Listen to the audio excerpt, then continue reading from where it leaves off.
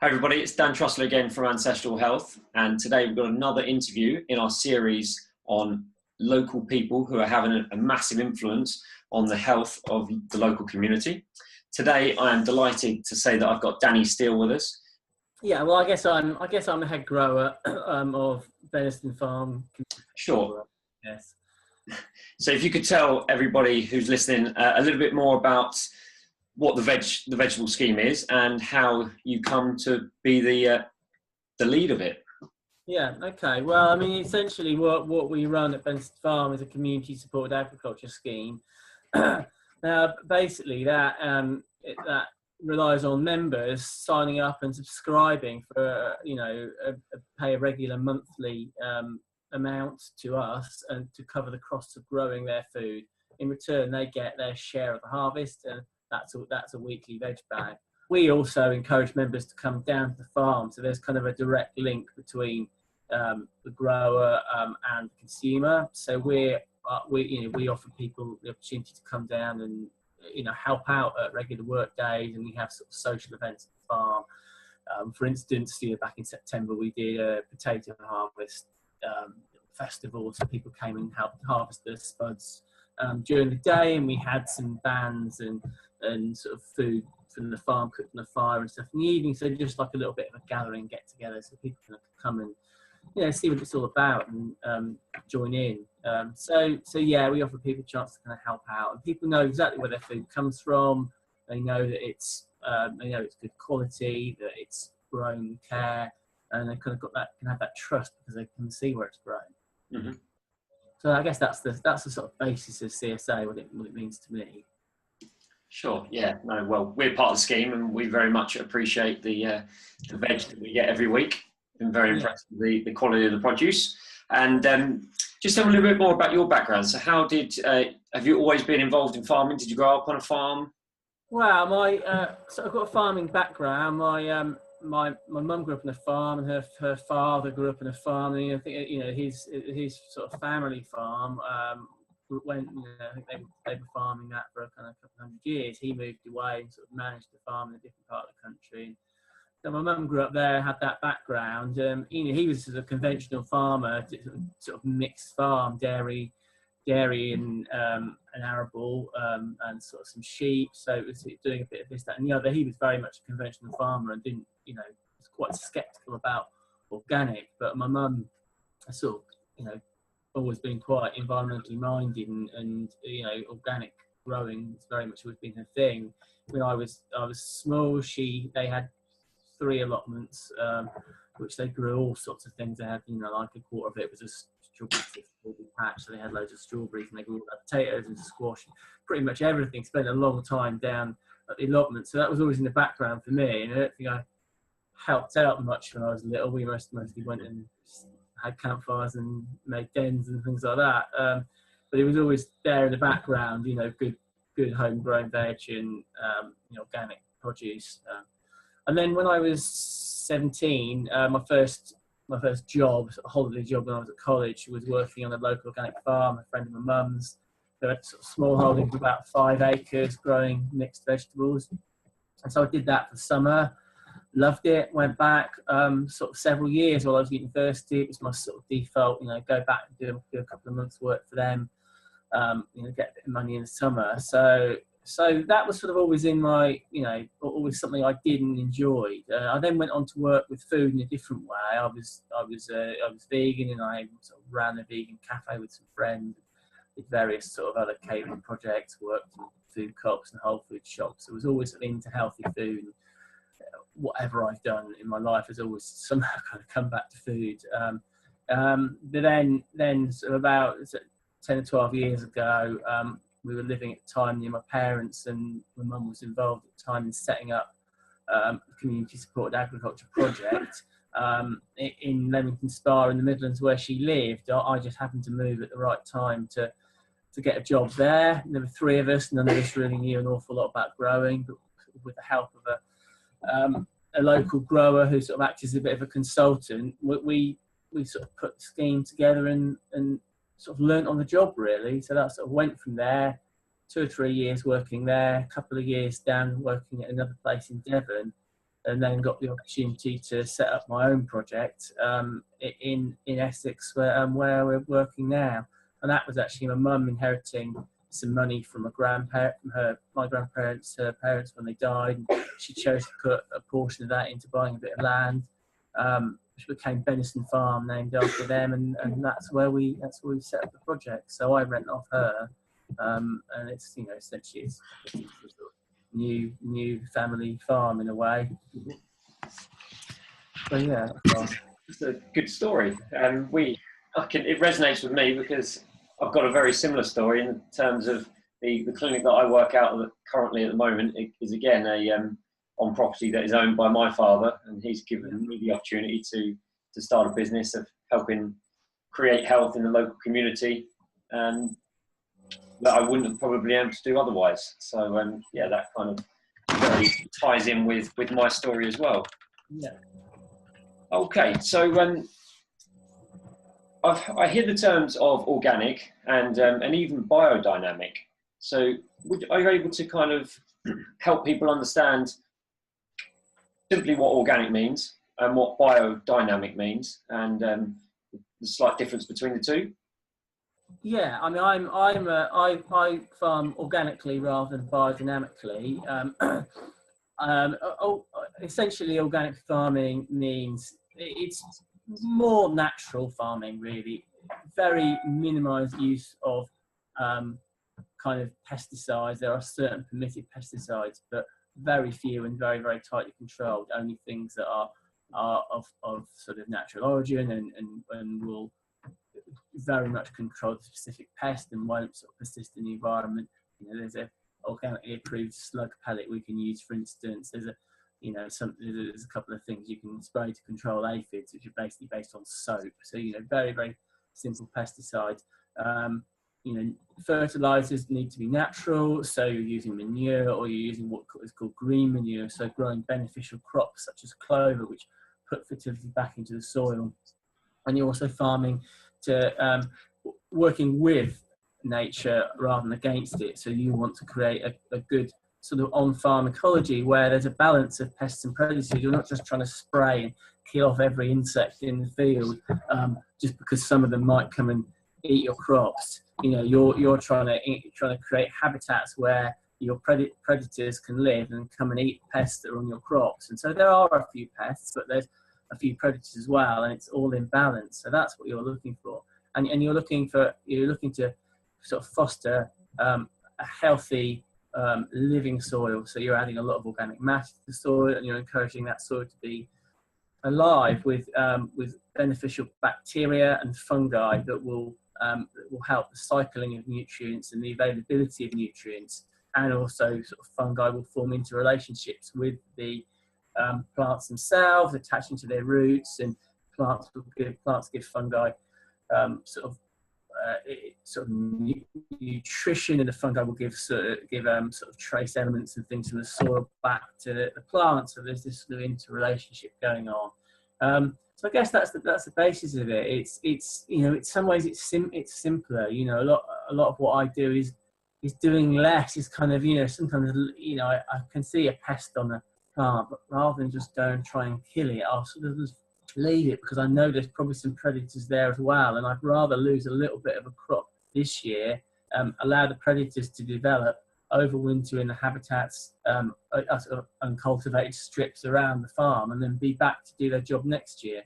So it's it's in some ways it's doing less. Doing less is doing more in a way. So I guess that's the basis of it. I mean, biodynamic, to be honest, I'm not really qualified to talk in great detail about biodynamic. It's kind of an extension of organic.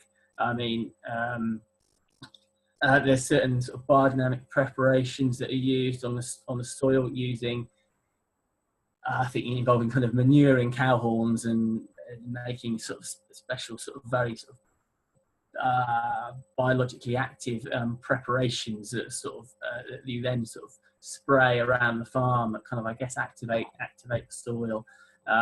Some biodynamic practices, I think, follow sort of a planting calendar involving the moon and the cycles of the moon, things like that. But to be honest, I wouldn't want to say too much about it because it's certainly not my speciality. Essentially, it's still good organic growing in nature. I mean, biodynamic systems typically have animals in as well. I think they see it's important to have animals in your field, so you've kind of got the animals' manure sort of circling around the system as well. So they'll tend to be perhaps slightly more mixed farms than I am. Sure. It's all in nature, all focusing on the organic matter to sort of make the best soil and the best crops. Are you still with me? I had a little thing flash up saying your connection was unstable. Yeah, hopefully, I heard most of it. Sometimes the picture went a little bit blurry, but hopefully that'll come out okay. Okay, good stuff. Yeah. I can't help but think of similarities again. And when you're talking about the crops and how some predators are needed against some pests, it just completely resonates with the state of the digestive system and the microbiome. Yeah. And again, how we need some of the bad bugs in the digestive system as much as we need the good bugs, and it's all about getting that balance between the two, because symbiotic relationship. They need us as much as we need them to break down some of our food, and we supply them with energy they need to do their job. So it's it's nature in two different areas doing very similar roles. Absolutely, yeah, that's interesting. Yeah, I hadn't really thought about it like that, but yeah, that's an interesting way to look at it. Yeah. So I know myself, and I've spoke to a few other people recently. We're always quite interested in, particularly with my younger son now, getting him involved in knowing exactly where his food comes from. So if you're going to give some advice from a complete novice such as myself, who is thinking about within the next year or two maybe, starting to grow my own produce, a little bit daunted, not too sure where to start. Is there any tips you could give for somebody who's looking to go on that venture for themselves? I think start simple, grow what you love, and what is good to eat fresh, really. So I mean, things like salady crops or spinach or herbs don't take up a lot of room, but are great because you can go out and pick that leaf fresh and eat it straight away, and it's nutritionally as fresh as it can be and will taste brilliant. So simple is good. Plenty of organic matter. You can't really put too much on. Well rotted compost and manure on your soil. Put plenty of it on and get that soil really, really full of that organic matter and alive. That will help an awful lot. Just go for it, have a go. I'd say probably you're starting out, don't do too much. Don't sort of go straight in wanting to grow everything if you haven't done it before. And don't be disappointed if, pests come along and, take a bit of it. It will happen. Don't be disheartened, but, keep your crops covered. That's a really good tip, nets and meshes and stuff to keep the pests off. On a garden scale, you can go and pick caterpillars off, you just have to be a bit diligent with it. And keep on top of the willow. That's what I recommend to people, and hoe those weeds out when they're tiny rather than let them get huge, and then you'll kind of keep on top of it and give the plants the best chance. So I guess that's like just a few really, really simple tips. Just have a go. It's fun and it's great having stuff fresh. Even if you just, my daughter wanted to grow some tomatoes. I mean, we've got loads of tomatoes at the farm, but we just went and got some seeds and put them in quite late, to be honest. We still got a crop of tomatoes in sort of middle of September. Just a little hanging basket variety that just went in a little pot of compost and just sort of had on the patio, and you just go and pick them and eat them fresh. I mean, for kids, things like that are great because little cherry tomatoes are little treats, and kids love it. Kids love going and picking a pea and eating a fresh carrot.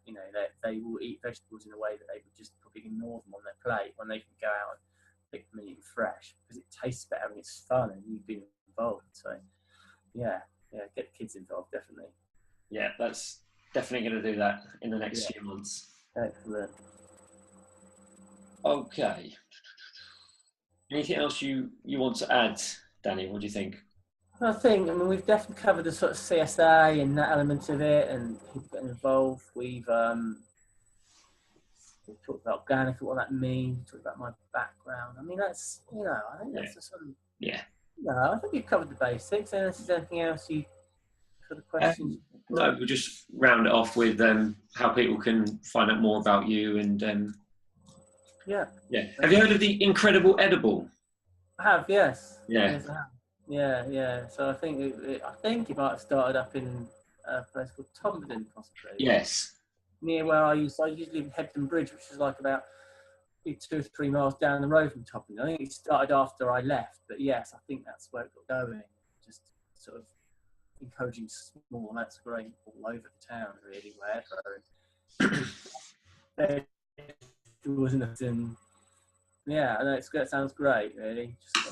Maybe we'll just mention something about that as well then, because I know there's one in Ipswich. I keep meaning to go and have a look whenever I'm going over that way.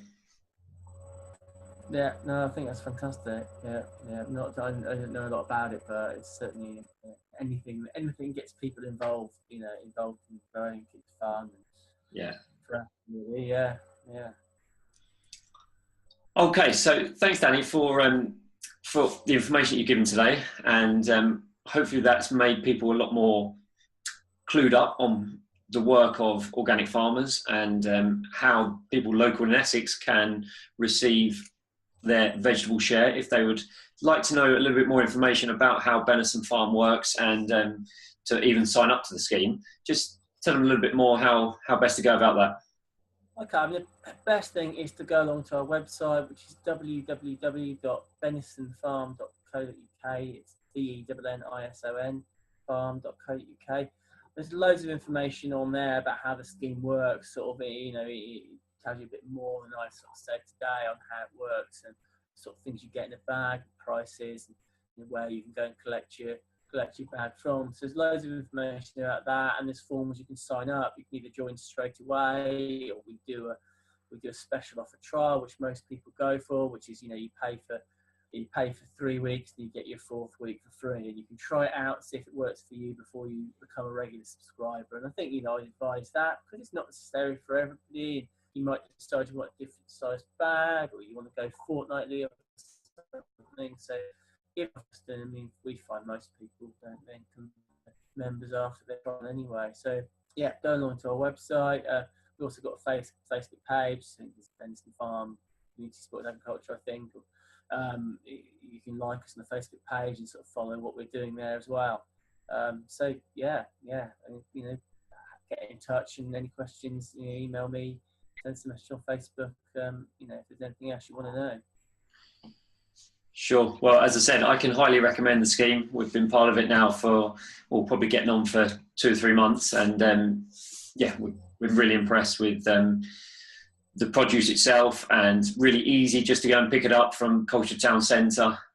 Luckily, my brother does it for us and then delivers us the bag every Friday morning, so we always look forward to it and our fresh supplies that we use over the weekend.